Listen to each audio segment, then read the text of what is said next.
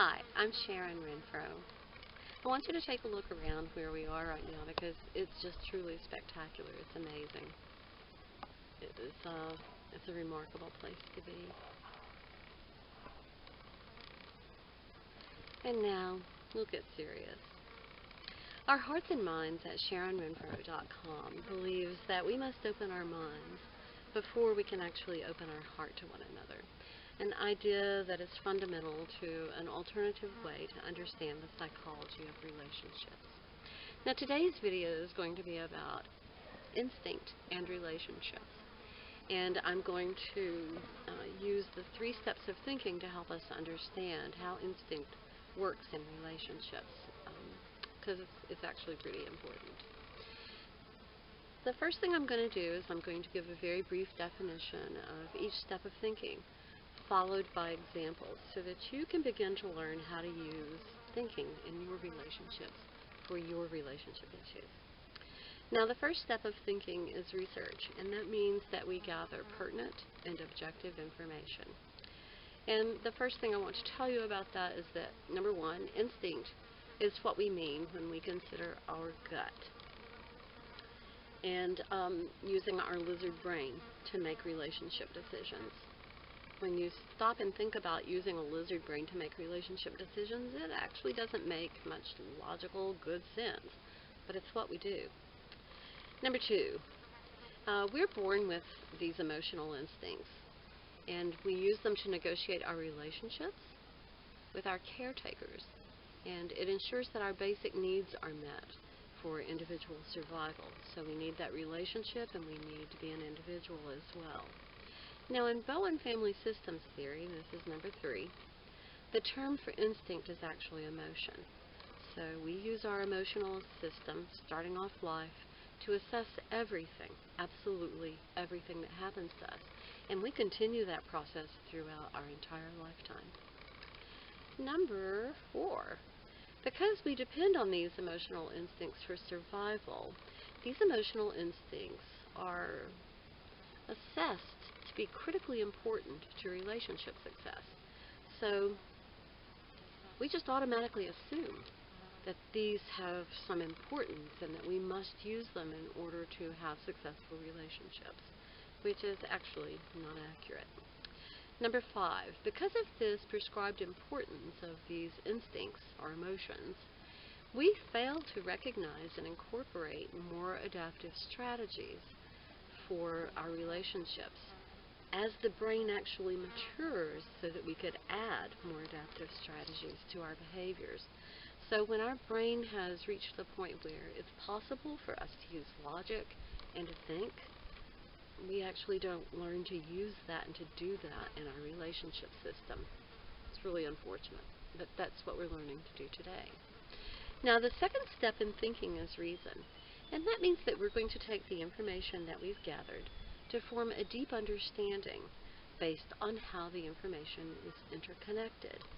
We use logic, we come up with reason, and we reach a very deep understanding of who we are as a self, as an individual, and we reach a deep understanding of relationship process, all very critical to have a successful relationship.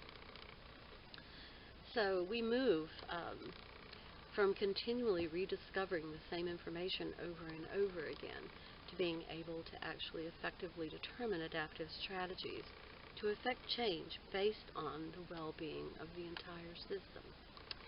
The second step we've covered, and examples would be number 1, the use of emotional instinct to habitually address relationship challenges.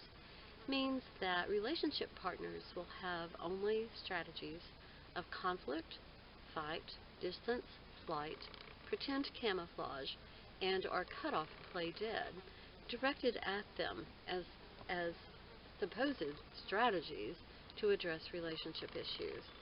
These adaptive strategies of the emotional system are really actually short-term.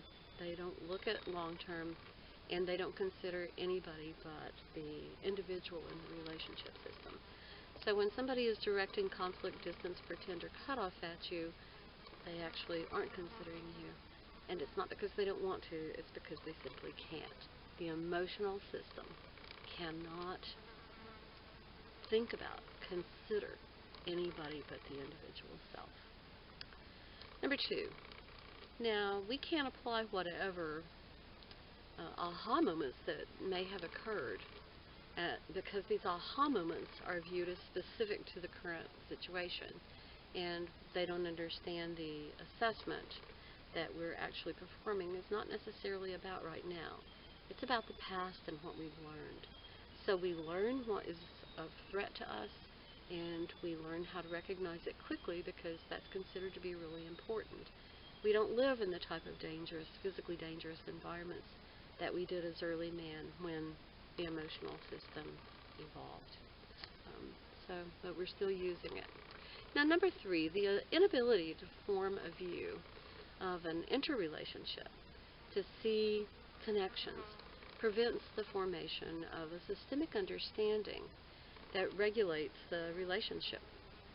And as a result, we end up in repeated patterns of emotional behaviors that are actually not helpful to the relationship. So the aha moments about the interrelatedness of behaviors just don't happen. And so we're stuck in repeating ourselves over and over and over again. We don't solve problems, we just create more. Step 3 in thinking is reflection, and that's being able to see how the self is part of a bigger system. And it provides a consideration and a connection to others that is meaningful, because we can now use empathy.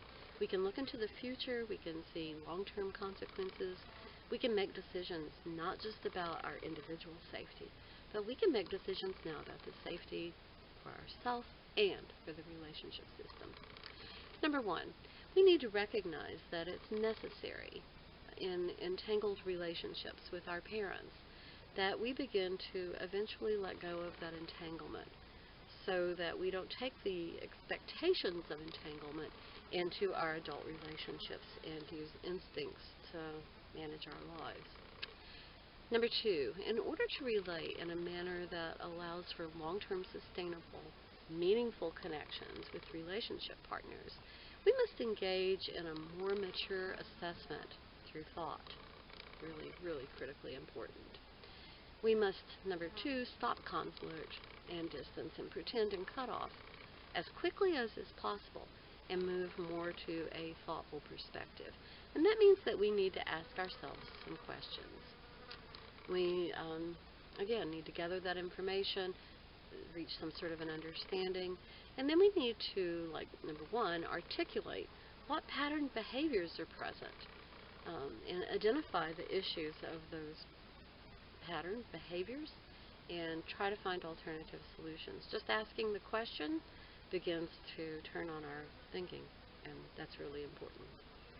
We must think of as many alternative behaviors as is possible, and then we need to stop. We need to think about each behavior and look into the future with what that behavior would mean to the future.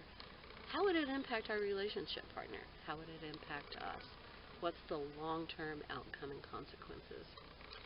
So with each of those behaviors, we begin to take guesses about what it would be like if we used that behavior to try to solve our relationship problem, to address it.